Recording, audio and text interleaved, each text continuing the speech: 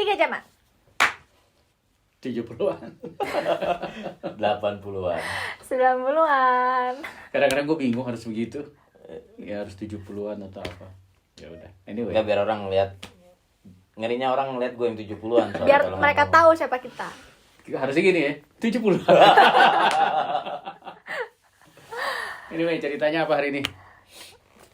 Gini Pak, teman saya nih ada yang lagi patah hati gitu deh dia. Teman, bukan lo ya? Bukan. Terus jadinya dia kan kerja dong, ya Kak. Terus jadinya besokannya tuh dia datang ke kerjaan, jadi ke tempat kerja jadi uring-uringan karena patah hati. Gimana sih? Kayak gundah gulana gitu. Apa sih katanya? Gundah gulana ya? Ya, biasanya kalau orang lagi patah hati kan jadi ya, kan kayak moodnya hilang, gak terus fokus, ya nggak fokus, terus jadi moody, apa dikit-dikit kayak sensi banget. Mungkin gitu. bisa ditanya ke bapak yang suka matahin hati orang.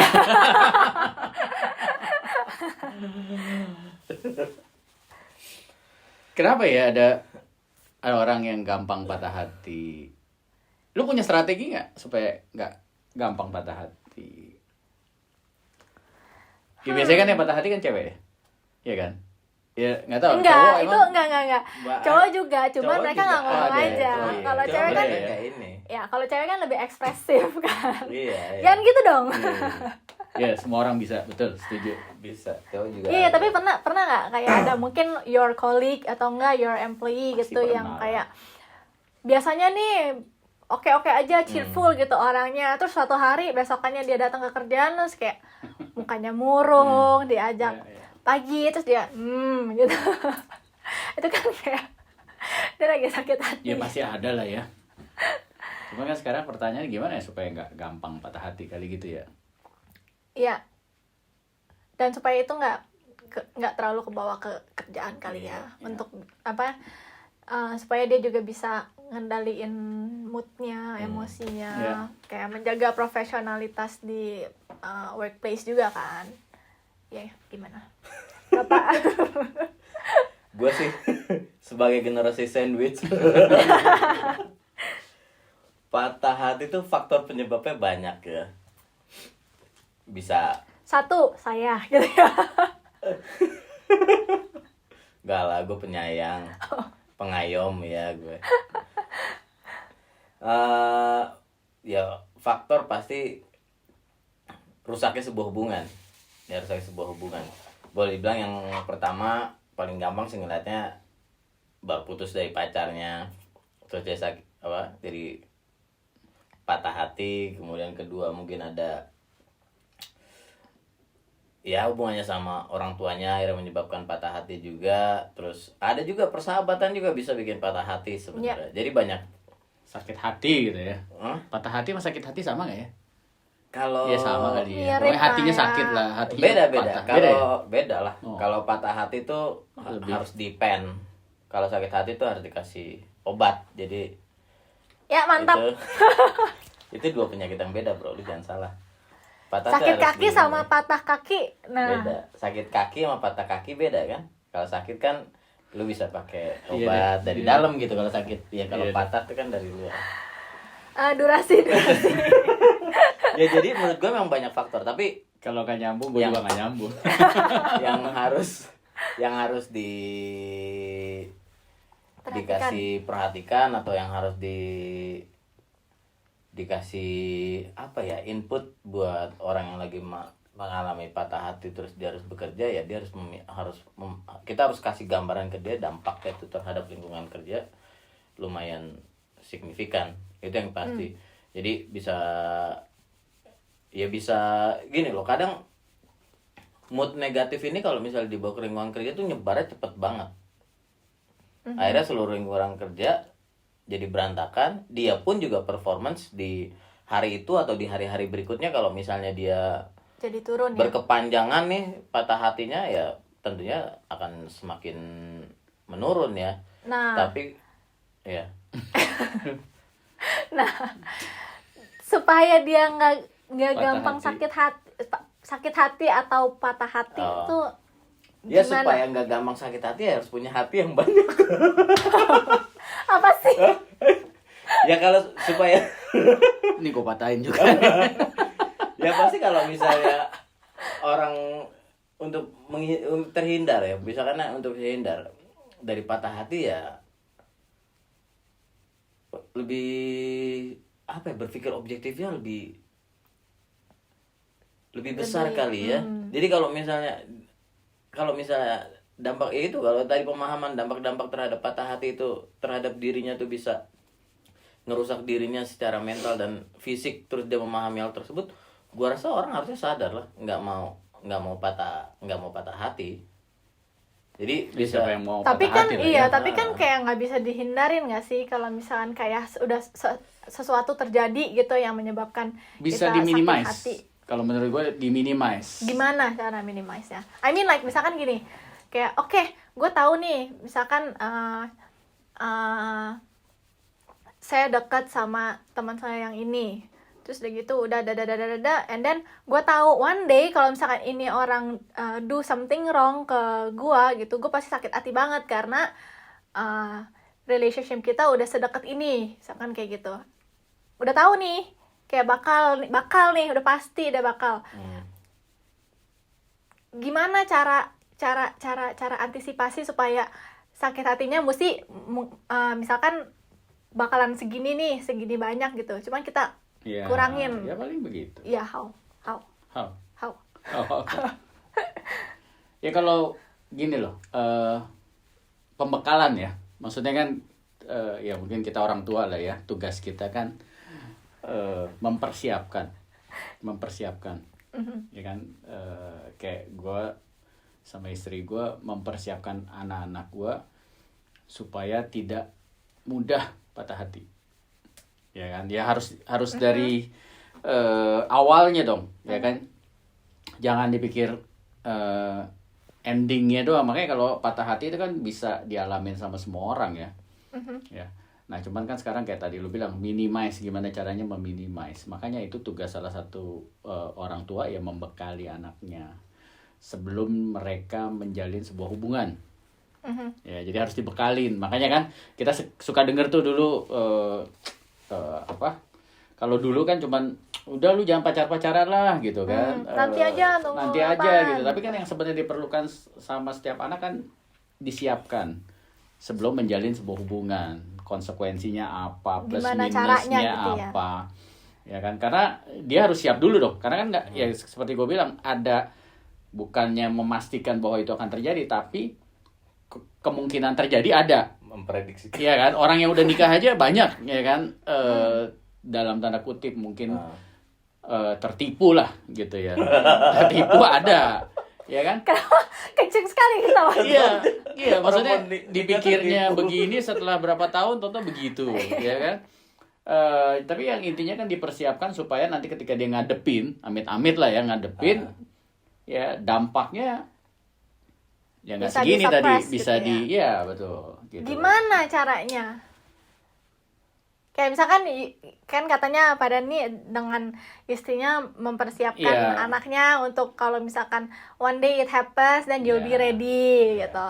Apa nih? Kalau kita ngomongin pacaran lah ya, maksudnya atau cari pasangan lah, entah mau pacaran, entah mau untuk pasangan hidup, kan kita harus ajarin dia kenali karakternya.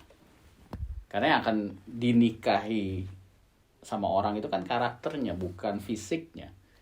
Fisiknya sih pasti berubah, gitu aja. Dulu rambut hitam, suatu hari putih, gitu kan. Dulu mulus, suatu hari keriput, ya kan. Dulu lebarnya berapa, suatu hari makin lebar. Ada yang makin lebar, ada yang makin maju. Perutnya, pinggangnya. Jadi memang bukan fisiknya, gitu loh. Ya, tapi kan banyak orang yang karena nggak paham, yang dilihat pertama ketika suka-sukaan kan fisiknya. Bahkan sekarang salah satu dampak sosial media orang tergila-gila, padahal nggak kenal, tapi tergila-gila sama misalkan selebriti atau satu figur gitu kan. Ada bahkan yang gue rela lah dia papain lah, gue rela ikut gitu bahkan ya, gue rela ikut. Dulu gue ingat banget tuh. Ada yang, gue suka banget ya masih penyanyi ini sama aktor ini, ya pokoknya kemana dia tampil diikutin lah, pokoknya menyerahkan diri lah dalam tanda kutip, sampai pokoknya gue ikut gitu loh, gue cinta mati lah gitu loh. Tapi kan itu hanya fisiknya. Nah yang kayak gitu-gitu kan Menyesatkan. pembekalannya berarti ya kita nggak menjelekan siapa-siapa ya, tapi salah satu peranan orang tua yaitu membekali anaknya untuk mampu membuat keputusan. Apakah ini orang akan dipacarin apa enggak, ya kan? Apakah dia akan dijadikan pasangan hidupnya apa enggak? Disiapkan ke situnya plus minusnya. Ya, maksudnya nggak ada yang sempurna manusia, tapi kalau lu pilih yang begini, konsekuensinya ini. Konsekuensinya itu. Kalau lu pilih yang ini, konsekuensinya ini, gitu kan? Jadi dibekalinya seperti itu. Dan nanti kalau suatu hari ada kekecewaan, ya kan? Di sini peranan, ya ini kalau gue ya, peranan prinsip hidupnya dia itu akan sangat bermain. Ya, Atau nilai-nilai kehidupannya gitu kan. Ya sekali lagi kita nggak akan pernah bisa lepas dari nilai-nilai rohani yang setiap orang harus pegang, ya kan. Kayak contoh lah yang paling gampang, ya kan, setiap orang kan sudah ada jodohnya kira-kira gitu kan. Nah jadi kalau misalkan ada orang suka sama si A tapi terus ternyata hubungannya nggak bisa berlanjut, kan dia harus tetap positive thinking. Oh ini bukan jodoh gua gitu loh kan. Kita harus mikir berarti ada yang lain nih gitu loh. Itu peranannya kan gede di situ tuh, ya kan. Makanya kalau kita ngomongin kan, gue suka bercanda tuh, kejiwaan seseorang itu akan sangat ditentukan sama itu nilai-nilai sama prinsip hidupnya. Nilai-nilai yang dia pegang. Iya gitu kan. Ada nilai-nilai dari agamanya, dari orang tuanya, dari kebudayaannya, segala macam. Jadi itu mempersiapkannya kira-kira seperti itu. Ya, jadi setiap orang kan sebenarnya harus membangun sistem pertahanan. Iya dong? Ya. Ya kan? Kayak dulu pernah siapa yang ada yang pernah ngajarin, lu kalau baru kenal sama orang kan nggak langsung kita izinkan masuk rumah, paling di depan pagar. Kayak tadi gue datang diizinkan masuk kan, karena udah kenal. Coba kalau dia nggak kenal gue, ya kan? Siapa lu? Siapa? Bapak mau apa? Ya udah tunggu di luar aja pak, gitu kan? Paketnya taruh di depan. Iya, paketnya taruh di depan gitu kan. Tapi kalau udah lebih kenal lagi kan diizinkan masuk sampai mungkin ruang tamu. Ya kan? Ya, Ruang ya, tamu lewat belum tentu. Tapi kalau misalnya udah semakin kenal lagi, boleh sampai meja makan. Makan bareng yuk gitu kan. Karena udah kenal. Nah, kadang-kadang kita kalau belum kenal kan, banyak yang belum kenal banget udah diizinkan masuk sampai mendekat banget. Nah, tiba-tiba nih orang ngapa-ngapain terus kaget, di situ kan mulai patah hati, Ya. sakit hati gitu. Sistem pertahanannya yang mungkin dia nggak punya, atau sistem yang ngaco, dia pakai tolak ukur, dia baik ya udah selesai. Padahal kan baiknya belum teruji. Ya. Gitu. Ya ini berlaku buat semua orang sih gitu kan. Dalam segala hal, lalu dalam hal hubungan partner bisnis, partner apalagi ya mau membangun masa depan, nggak bisa sembarangan. Tapi kalau misalkan let's say itu kan kayak dari prinsip hidup gitu ya. Yeah. Awalnya ngelihatnya kayak sesuai nggak ininya segala macam dan terus udah gitu at one point udah nih udah sesuai semua nih kayak oke nih. Tapi one day itu orang tetap kayak melakukan apalah sehingga menyakitkan hati si ini Yeah. gitu. Ya harus Itu siap. kan nggak bisa dihindarin kan, misalkan kayak oke, itunya Iya. udah sama kok, Iya. kita punya value sama, kesepakatan udah sama, and then one day something happens, and then kayak oh man gitu. Gimana cara meminimalisir kebergejolakan emosi kita? Gue lagi. Tapi gue rasa sih tadi udah kurang lebih sih emang udah dijawab ya. Kalau gini loh, tadi kan buat lebih ngejejekin ya. Tadi jek gitu. Tadi kayak Kenapa sih harus misalnya- diperagai? Kayak misalnya nilai-nilai yang dipegang ya, nilai-nilai yang pegang atau nilai-nilai yang dianut, anggap dari sisi religion. Sebenarnya proses kehilangan orang atau proses dikecewakan itu kan macam-macam ya. Iya. Prosesnya bisa macam-macam. Tapi kan proses yang udah pasti banget, suka nggak suka, kita orang ini udah pasti bakalan ditinggal gitu loh. Iya. Yaitu dengan meninggal dunia gitu loh. Itu Ya. kan salah satu proses yang memang udah bisa dikatakan pasti. Nah, dari situ timbul nilai, akhirnya di kitanya udah mulai berpikir kalau nggak ada satu orang yang akan everlasting di dalam hidup kita. Entah itu istri, pacar, anak, ibu, semua orang pasti akan ada time sama periodnya ya. Jadi kalau kayak ya gue dari sisi cowok ya, nggak setengah cewek kan gue. Menurut pendapat lu gimana? Lu Kok mancing nih? kalau kayak gue dari sisi cowok ya, buat makanya tadi sempat kesentil sama Bro Dani pasti bilang, ya pertama lu harus prepare the worst. Lu harus ngelihat ujian-ujian yang udah lu kasih sama tuh orang apa, sampai lu biarkan orang tersebut masuk sampai dalam gitu Iya. loh. Sampai bisa ada di Ring 1. ring 1 lu tuh It takes process. Iya, lu Iya. udah lu uji apaan orang itu sampai ada di Iya. ring 1 lo. Apalagi ada di dalam ring lo. Bukan di lapisan luar ring nih, di dalam ring. Dia udah masuk ke dalam ring lo. Berarti kan orang itu udah ada di dalam satu ruang lingkup yang amat sangat kuat di dalam diri lo. Nah, proses tadi udah jelas banget, proses benteng apa yang lu siapin sampai orang tuh bisa segitu deepnya masuk. Nah, ini kan ketika lu benar-benar ngebuka banget diri lu terhadap relationship yang baru, ini kan menandakan volume jarum-jarum yang akan mematahkan hati. Ciela. Volume bakteri yang akan matain hati lu ini kan akan semakin besar, bukan semakin sedikit. Lu pegang situ, gua pegang. Beda misalnya kalau kayak si ya itu tadi, kalau misalnya orang yang benar-benar nggak gampang orang buat masuk ke dalam dirinya, nggak gampang orang masuk ke dalam core value hidupnya, pasti Ya, akan dijaga. Nah, disinilah ketika membina sebuah hubungan atau relationship, objektivitas tadi harus tetap dijaga. Nah, kalau kayak mencari pasangan hidup, yang pertama pasti objektifnya dulu kan. Kalau ya. kita sebagai orang tua menasihati adik Fania tuh, bibit bobot bebet, itu kan objektif tuh. Ada analisa di belakang itu, ya. Ya. Terus abis bibit bobot bebet terakhir, mampukah pasangan saya membawa kedamaian dalam hidup saya? Baru saya. Iya, benar.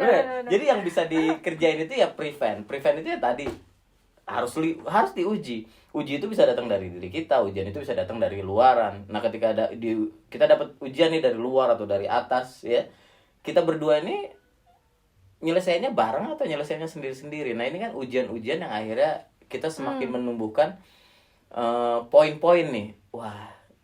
Wah, nambah terus gitu poin-poinnya, sehingga itu tadi semakin banyak ujian, semakin terlihat bagaimana dia menyelesaikan masalah, semakin kuat rasa kita ke dia. Akhirnya mungkin dalam proses kurun waktu atau dari proses kurun begitu banyaknya ujian yang diterpa, akhirnya masuklah ke dalam ring 1. Makanya hati-hati tuh, supaya nggak patah hati-hati kalau zaman Hati-hati supaya nggak patah supaya hati. nggak gampang hati-hati ketika mau masukin orang ke dalam ring 1 kita gitu loh.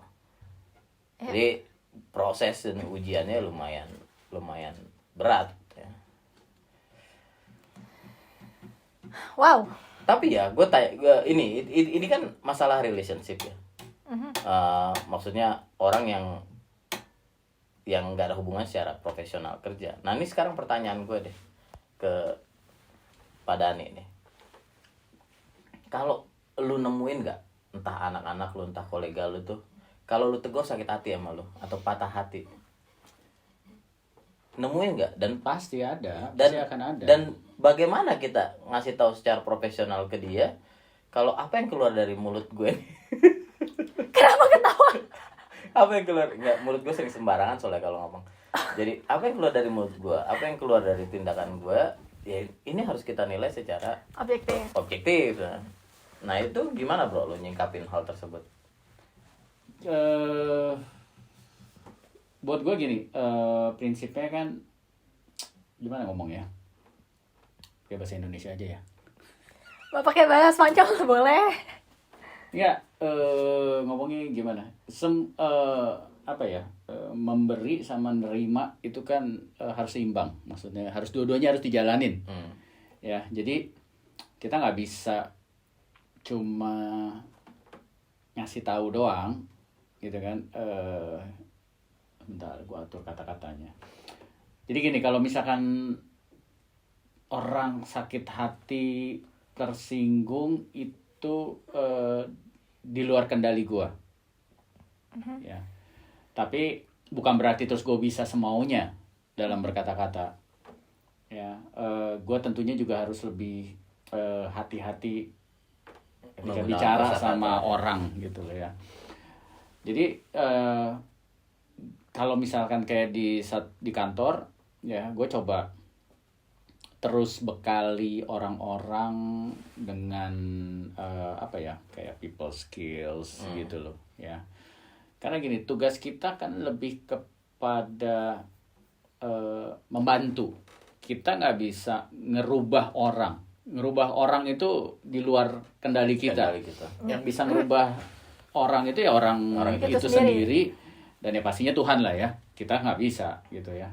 Nah, peranan kita ini kan cuman membantu, memfasilitasi, memberikan saran, memperlengkapi dengan apa ya, pengetahuan, dengan pemahaman gitu loh. Sisanya kan keputusan orang tersebut mau mendengarkan, mau memakai apa yang udah disarankan atau tidak gitu. Makanya tadi gue bilang kita nggak punya kuasa untuk merubah seseorang. Nah, itu yang kita harus terus berikan. Makanya tadi maksud gue, kita berikan nggak hanya cuma terima, tapi kita kasih perlengkapi orang-orang di kantor dengan people skills, soft skills gitu loh. Ya, karena kita nggak bisa kendalikan mulut orang. Apakah dia akan menyakiti hati kita? Apakah itu kan tetap sekali lagi pilihan kita. Jadi kita bekali mereka. Jadi kalau misalkan yang paling gampang gini, jadi kalau ada orang kasih saran, kasih kritik, kasih masukan, ya mungkin cara penyampaiannya nggak benar, ya jangan tersinggung gitu kan. Ya kita yang harus bisa memilah-milah nih, ya kan, memilah-milah mana yang dimasukin ke hati, mana yang enggak, kira-kira kita gitu. Kita yang punya kontrolnya supaya kita gitu mau loh. tersinggung atau biasa aja. Jadi jangan cuman bilang lu jangan tersinggung sama gue, tapi kita berikan kelas-kelas, training, saran-saran secara continue, ya kan. Itu yang gue lakukan di kantor gitu loh. Jadi mereka diperlengkapi. Suatu hari kan nggak tahu kapan ada yang nyakitin mereka gitu, tapi paling nggak kita udah bantu mempersiapkan, ya kan. Itu pilihan mereka masing-masing kira-kira, tapi kita bekali terus gitu loh. Suatu hari bisa aja itu keluar kata-kata yang menyakitkan malah dari mulut gue juga gitu kan. Ya kan, karena ya sekali lagi kita tahu nggak ada yang sempurna lah gitu loh. Jadi kalau lu tanya ya gitu caranya, bantu mempersiapkan. Sama lah sama anak-anak gue juga gue gituin gitu loh. Jadi kayak inilah ya, kayak lebih ke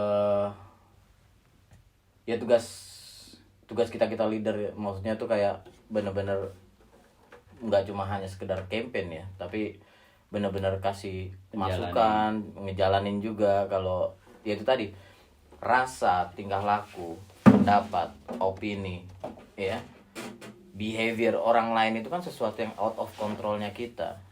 Jadi kita ini yang patah hati kan adanya di dalam, berarti kita ini yang mampu mengontrol supaya nggak patah hati itu gimana gitu. Nah, rasa sakit hati ini ya kita sendiri yang ngontrol. Kalau kita biarin patah hati atau sakit hati menahun, ya akan menahun.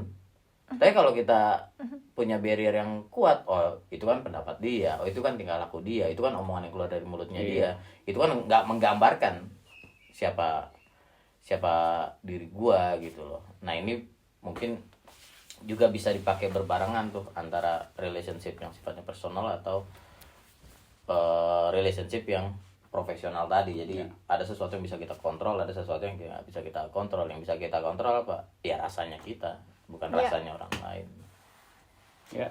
Oke, jadi hati-hati dengan hati. Satu lagi. Sebelum. Karena ini penting. Gak ada di situ. Aduh.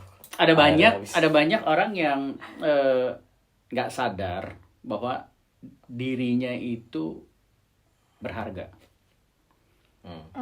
Ada banyak yang menilai dirinya, gua apa sih, gua nggak ada nilainya. Nah itu tadi relasinya tadi, yaitu akhirnya dia nggak bikin benteng buat dirinya sendiri. Ya kan tadi kita ingetin di awal bangun benteng pertahanan sendiri gitu loh. Ya kadang-kadang orang belum apa-apa udah merasa nggak ada nilainya. Jadi dia sembarangan sama dirinya, padahal kan setiap orang bernilai gitu loh. Ya, nah itu yang harus disadarin sama teman-teman deh gitu loh, bahwa setiap orang bernilai, lu bernilai, kamu bernilai, gak ada bedanya sama jabatan itu kan bisa macam-macam ya, ada yang presiden, ada yang menteri, ada yang ketua RT, ada yang manajer di suatu kantor atau direktur, posisi apapun lah gitu loh, ya non manajerial pun orang tersebut tetap bernilai. Nah kalau lu sadar bahwa lu punya nilai, lu akan jaga diri lu. Dan kita juga mesti sadarin nilai-nilai apa yang kita pegang gitu ya. Ya, tapi paling enggak gini loh. Kalau misalkan sekarang gue kasih barang dan gue kasih tahu nih, cincin nih. Ini 500 juta nih. Mantap. Ceritanya kasih tahu, nanti dia salah sangka, beneran tuh 500 juta. Enggak, bohong. Tapi kalau gue kasih barang yang nilainya tinggi, pasti lu juga akan take care, lu akan jaga lebih hati-hati kan, ya kan. Yeah. Tapi kalau lu merasa dikasih barang yang nilainya cuman 100.000 rupiah atau 2.000, pasti perlakuan kita juga kadang-kadang beda. Yap. Nah maksudnya di situ kita harus sadar bahwa setiap orang tuh nilainya tinggi, bernilai gitu loh. Jadi take care diri lu sebaik-baiknya, jangan sembarangan terima hubungan yang gak jelas. Itu loh maksudnya. Ya kalau lu sadar bahwa diri lu bernilai, pasti lu akan jaga banget gitu loh. Kayak lu dititipin cucunya presiden, pasti lu akan beda. Iya. Ngejaganya, kalau gue sembarangan bisa ditarik dibawa kemana gitu. Iya maksudnya gitu ya, sadar bahwa sedangkan setiap orang ya bernilai, entah itu cucunya presiden atau anaknya Pak Jeffrey atau anak tetangga kita dititipin kita, ya kita juga harus tetap melihat bahwa anak ini berharga gitu loh, bernilai. Nah itu kadang-kadang kesadarannya nggak ada di situ. Gitu, jadi sembarangan. Baik. Oke. Segitu untuk obrolan kita kali ini. Thank you for listening.